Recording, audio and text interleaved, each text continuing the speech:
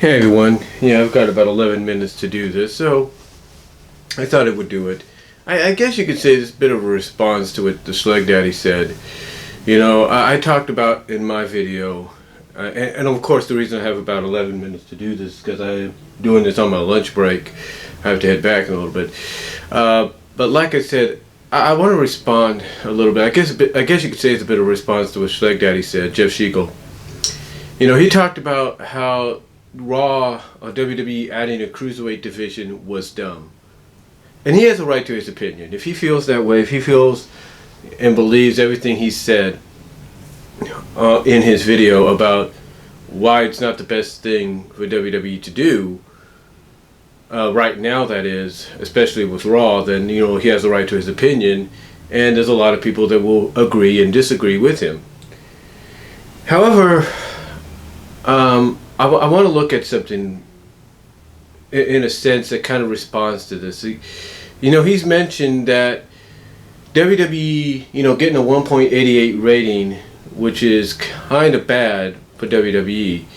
That's more like something you would see with TNA maybe, or even in the later years of Nitro, which is not a good omen. Hold on for a sec.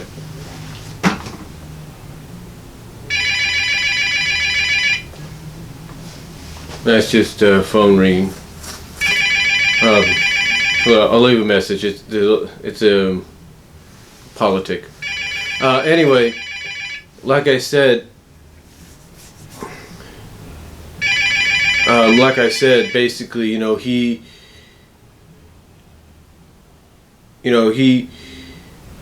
Well, I was trying to get at before that distraction, so I do apologize.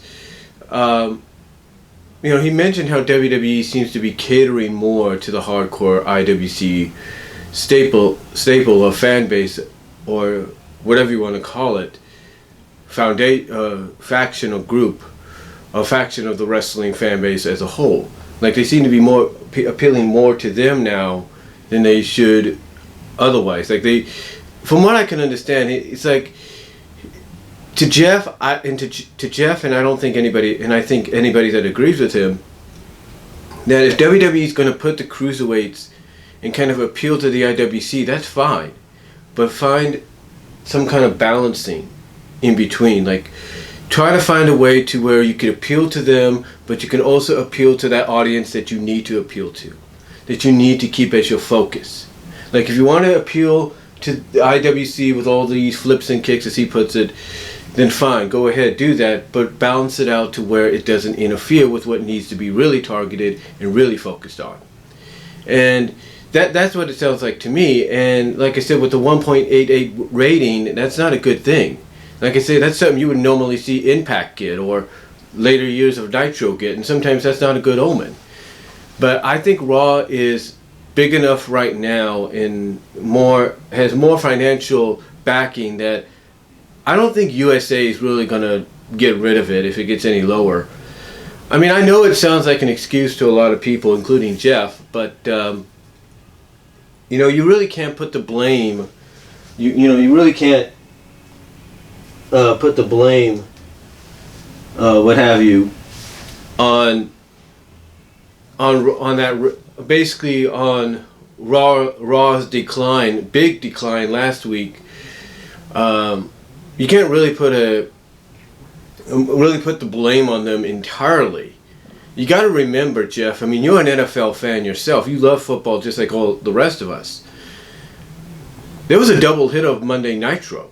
So when you have a double hitter of Monday Nitro, I mean, not Monday Nitro, but Monday Night Football, I'm sorry. When you have a double hitter of Monday Night Football being broadcast on the network that actually does dedicate a segment or two to you guys, that you some kind of the WWE, or to the WWE, who somehow has a partnership, an alliance with them in a sense, then you really can't blame WWE for the decline. I mean, there was according to someone like Brian Zane of Wrestling with Regret, there was a lot of good things that Raw did right. The only reason for its decline is there are a lot of people that rather watch football, especially the official opening Monday Night Football matchups themselves for the regular season, than wrestling. They know that with all the streaming, all the streaming services, all the replays that get done, they know they can go back and watch it in some shape or form. They don't have to worry about that. Now, next Monday will probably be a better outing for Raw because it's only one Monday Night Football game. The only reason they got declined, and I think, Jeff, with all due respect, you're jumping a little ahead of yourself because you got to remember that was that was the official opening night of Monday Night Football for the regular season, and that they always at this time that they always at this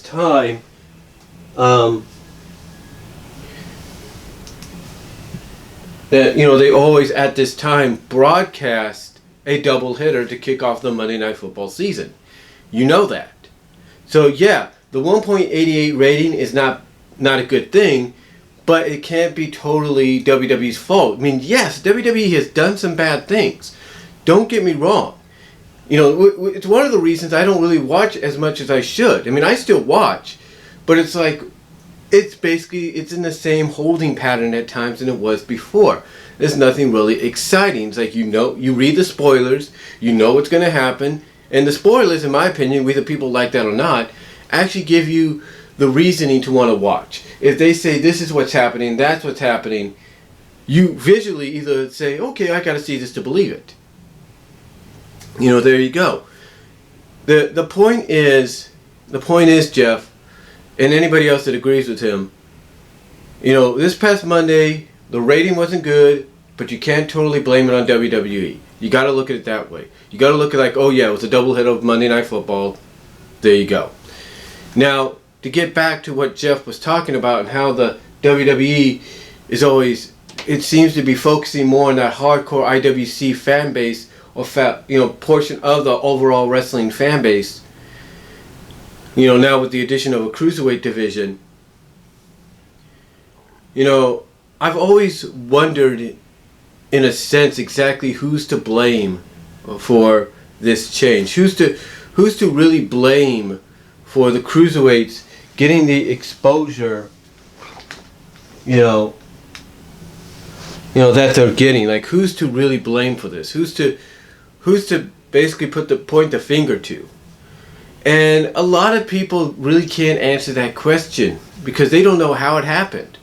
They don't know if it's because the shoot interviews, and maybe now with the addition of things like the network, the WWE network or something, we don't know. Maybe Classics on Demand did something. We don't know. We don't know what was the reasoning, how all of a sudden we went from enjoying a product for everything that it has, from the great wrestling matches to the storytelling and to what goes on outside. Well, basically the overall product. How we went from enjoying the kind of matches that even if the person can't even work in the ring, we like to see that person because they're like a special attraction. Like, whether we want to admit it or not, Great Khali, when he came out, when he was part of WWE, a lot of people didn't like him, but one of the reasons they went to WWE events was to see this guy. Same with Big Show. Why do you think people love Big Show? Despite his numerous face and heel turns. It's because he's like an attraction now. He's basically like, oh my God, this guy is one of the biggest, most athletic men, was, and still in effect is at times, biggest athletic men in the business. We have to see this to believe it. And believe me, I know, I've seen the guy twice in action. The point I'm trying to get at is nobody really knows exactly where the sudden shift to, we'd rather go to wrestling matches to see people perform in the ring and do these flips and kicks and literally, as you put it, Jeff, kill themselves to entertain us. So that we could go out and chant, "This is wrestling," or "This is awesome." I'm surprised at times, I will admit, Jeff, I'm surprised at times with a lot of the flips and kicks and pure pro wrestling matches that we get from WWE that the audience hasn't come out and said, "ROH, PWG, ROH." I'm surprised they haven't done that. Like I said, I'm surprised they haven't done that. But if I was to point out to a real reasoning, as to why all of a sudden the focus is more on the work rate, on what's done in the ring. If I was to point to one factor, that would be the sudden, in the previous several years, and we can even thank Brock Lesnar for this. I hate to say it, but we have to thank him. But I think it's the sudden interest that MMA got, mostly UFC and somewhat Bellator. When all of a sudden fans were starting to see this come out and get more eyes on it, thanks to people like Brock Lesnar and other MMA fighters like Frank Mir and Valkraz or whatever his name is, Sylvia, the Spider Sylvia, you name it. When the eyes started to get on that product and people started to see what these guys were doing in the octagon, that's when I think that transition started to happen. And then you started having companies like Ring of Honor and several independents start to kind of base a little bit, take an example a little bit from MMA, try to mix it, their product and make it a hybrid. And I think because of that sudden interest in MMA and that hybrid that was in that, and companies like Ring of Honor, PWG, and other indies out there trying to hybrid it together, like let's say Impact TNA is doing right now with the Grand Championship deal, fans started to say, hey, this is more entertaining, more exciting to see than freaking than the freaking storylines or the soap operas that take place in the ring. We'd rather see this than this. And I think that's where the sudden interest in work rate, not just the shoot interviews and the archival footage, but I think because of the influence that MMA's had lately on this business, believe it or not, with companies, like I said, independent, whatever, ROH, PWG, starting to do hybrids of, starting to create their shows, even, like I say, TNA, starting to create the shows or create championships that provide hybrids of both styles. I think that's where the sudden change came from. And now it's starting to be, and now it's really being felt in WWE, because now the WWE's like, okay, let's see what happens. And that's why you're suddenly, Jeff, starting to get that appeal of WWE, or you're starting to see WWE start to appeal to that because of that. That's why I think, in my opinion, I could be wrong, but my opinion, I think is where it's all started. It's because what they saw in MMA. And you can thank people like Brock Lesnar for opening those doors for that, opening the doors for that to happen.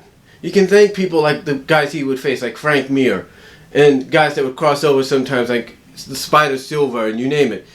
You could thank those guys. Why? Because, Tito Ortiz, if you will. You could thank those guys.